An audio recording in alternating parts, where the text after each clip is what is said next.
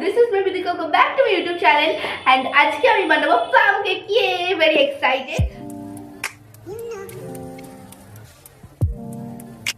চলো ingredients টা দেখি।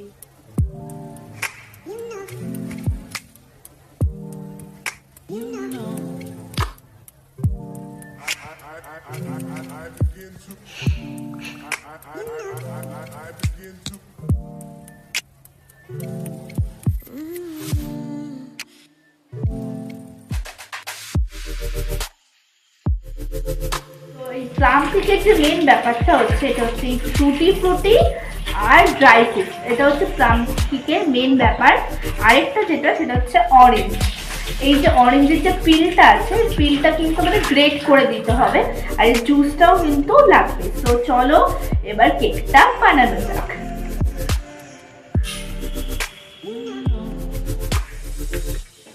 তারপর ওয়াটার দিয়ে দেবো 1 কাপ। তারপর সুগারটাকে আর ওয়াটারটাকে ভালো করে মিক্স করে দিতে হবে চিনির শিরার মতো করার জন্য। তারপর এখানে অ্যাড করছি গুড়। এটা অপশনাল, এটা দেওয়াও যেতে পারে আবার নাও দেওয়া যেতে পারে। যদি এখানে গুড়টা না অ্যাড করা হয় তাহলে সুগারটাকে ক্যারামেলের মতো তৈরি করে নিতে হবে।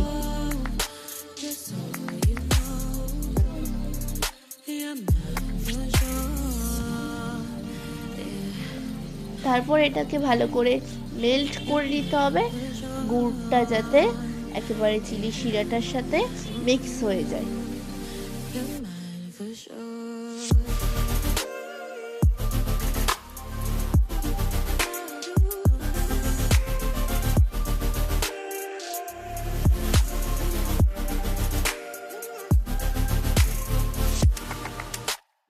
এরপর ভালো করে এরকম মেল্ট হয়ে যাওয়ার পরে, এরকম ফুটে যাওয়ার পরে দিয়ে দেব টুটি ফ্রুটি।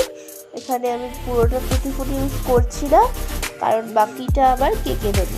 আর এখানে ইউজ করলাম ড্রাই ফ্রুটস, তোমরা পছন্দ মতো ড্রাই ফ্রুটস দিয়ে দেবে। তো এবার ভালো করে এই সবগুলোকে মিক্স করে নিতে হবে।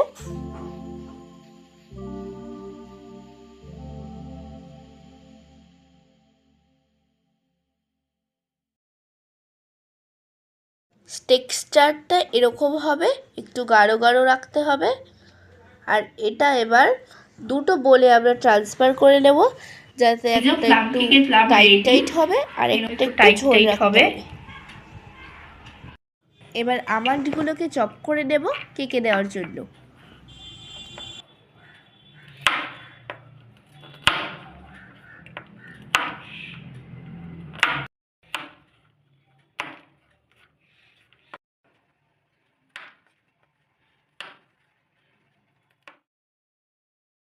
এইভাবে এটা পুরো চপচপ করে দিতে হবে, যাতে এটা পুরো কেকের সাথে মিক্স হয়।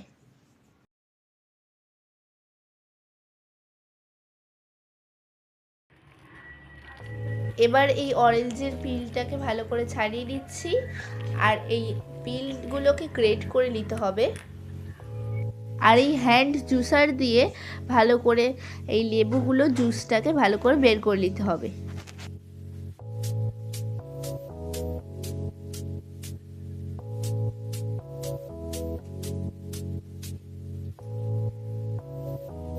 এবার এই জুসটা বের করার পরে এটাকে ভালো করে ছেঁকে নিতে হবে।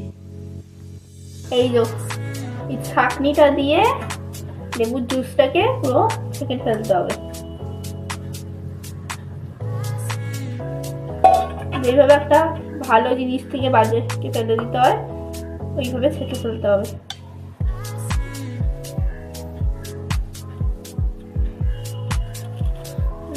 অরেঞ্জ জুস যেটা পুরো ছেঁকে নিয়েছিলাম এটা দিয়ে দিলাম। এবার এর মধ্যে একটু গ্রেট করা আমন্ড অল্প দেবো, এখন পরে দিতে হবে। এবার এই প্লামটা দিয়ে দেবো, যেটা টাইট টাইট।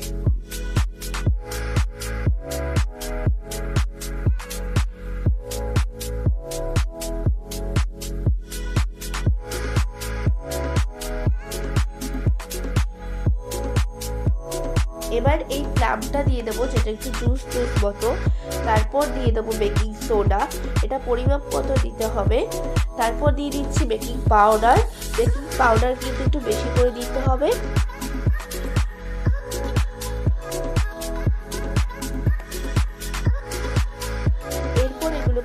করে মিক্স করে নিতে হবে।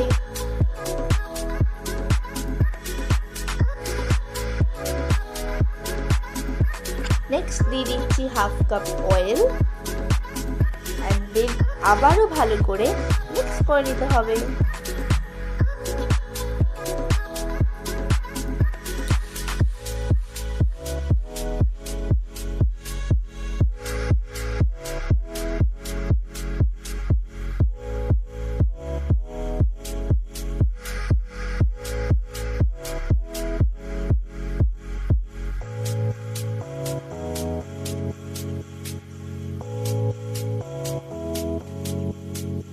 এবার দিয়ে দেবো একটা এগ,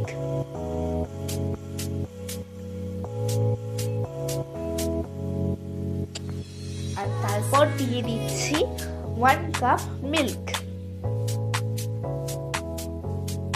তারপর এগ আর মিল্ককে ভালো করে মিক্স করে নিতে হবে, যাতে এগ আর মিল্ক আর ব্যাটারটা ভালো করে মিক্স হয়ে যায়।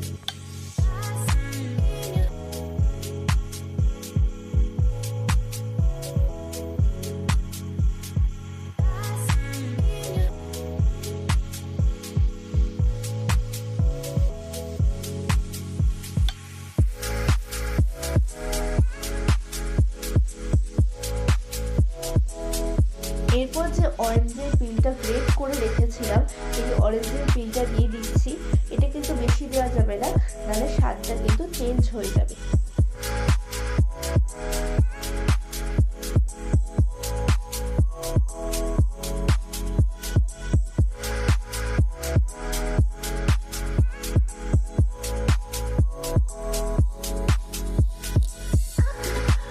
তারপর আবার একটু বেকিং পাউডার দিয়ে দিচ্ছি।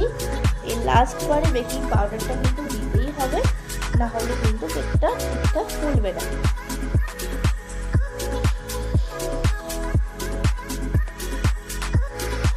তারপর এরকম একটা স্মুথ ক্রিমি পেস্ট বানিয়ে মধ্যে মানে কেকটা বেক করব। তো চলো এর মধ্যে একটুখানি অয়েল দিয়ে দিতে হবে। এর মধ্যে ভালো করে অয়েল লাগিয়ে দিতে হবে।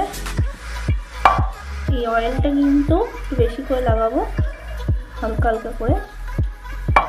এই অয়েলটা যতটা লাগানো হবে সেই হিসেবে কেকটা তুলতে সুবিধা হবে। এটাকে প্রেস করে এর মধ্যে আবার একটু অয়েল এইভাবে দিয়ে দিতে হবে।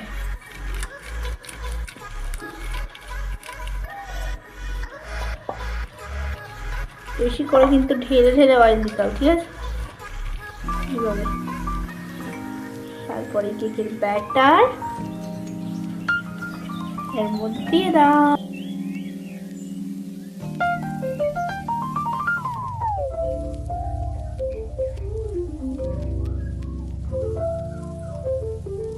এবার কেকটা ডেকোরেট করার জন্য একটু উপর দিয়ে টুটি ফ্রুটি আর একটু ড্রাই ফ্রুটস দিয়ে দিচ্ছি।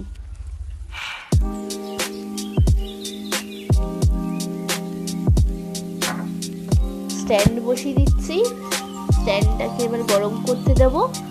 গরম হয়ে গেছে, এবার কেকের ব্যাটারটাকে দিয়ে দিচ্ছি। তারপর এবার ঢাকনাটাকে লাগিয়ে দেব আর কেকটাকে কুক করতে দেব 40 মিনিটসের জন্য। এবার দেখো কেকটা কি সুন্দর ফুলে এসেছে। ওয়াও, কি সুন্দর লাগছে।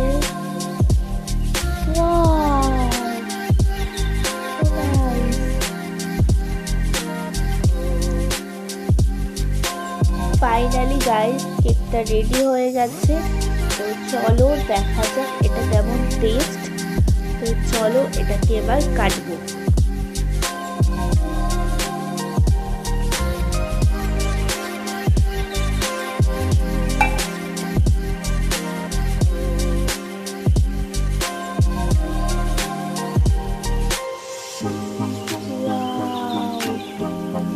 So nice. Yay.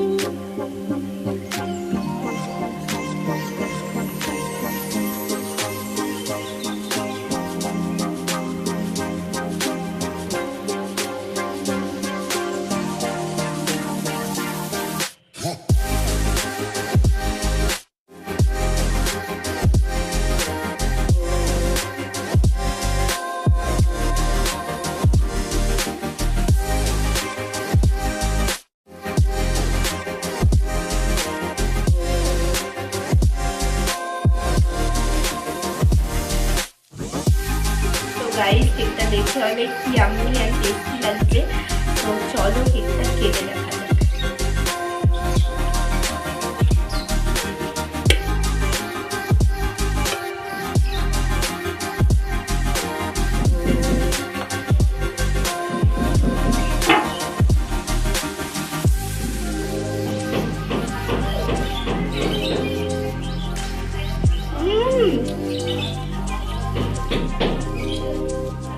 It's really so beautiful.